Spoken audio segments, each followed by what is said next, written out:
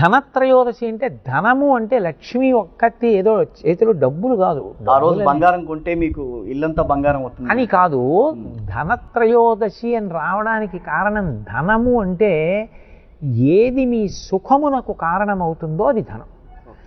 ధనమగ్నిర్ధనం వాయుర్ధనం సూర్యో ధనం వసు అని ఉంది శ్రీ సూక్తంలో.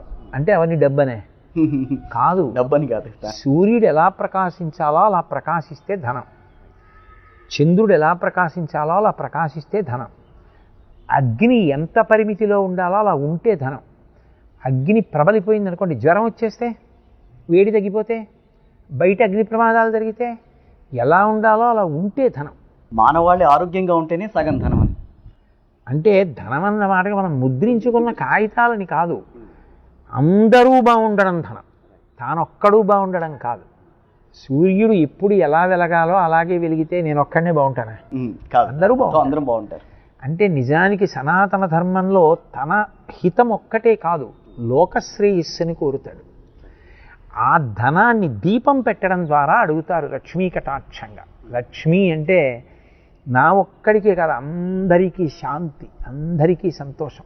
లక్ష్మి ఎక్కడుంటుంది అంటే మా ఇంట్లో ఉన్నటువంటి కాగితాల్లో నోట్లల్లో ఉండదు, అరవిరిసినటువంటి పువ్వులో ఉంటుంది. పసిపిల్లాడు ఇంట్లో ఏడిచినటువంటి ఏడుపులో ఉంటుంది.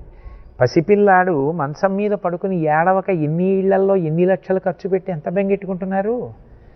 ఇంట్లో పసిపిల్లాడు ఏడిచిన ఏడుపులో ఉంది, గాజెలో నిండిన ధాన్యంలో ఉంది, తిన్నది జీర్ణం అవడంలో ఉంది, ఆరోగ్యంగా ఉండడంలో ఉంది, మంచి ఆలోచనలో ఉంది, ఉత్సాహంలో ఉంది, పుణ్యకర్మలో ఉంది, చదువుకోవడంలో ఉంది, ఇతరుల శాంతి కాంక్షించడంలో ఉంది, ఇతరుల్ని బాధ పెట్టకుండా ఉండడంలో ఉంది, ఓర్పులో ఉంది, సంయమనంలో ఉంది, ఇంద్రియ నిగ్రహంలో ఉంది, నిన్ను నువ్వు పరిశీలించుకోవడంలో బాగా ఉంది.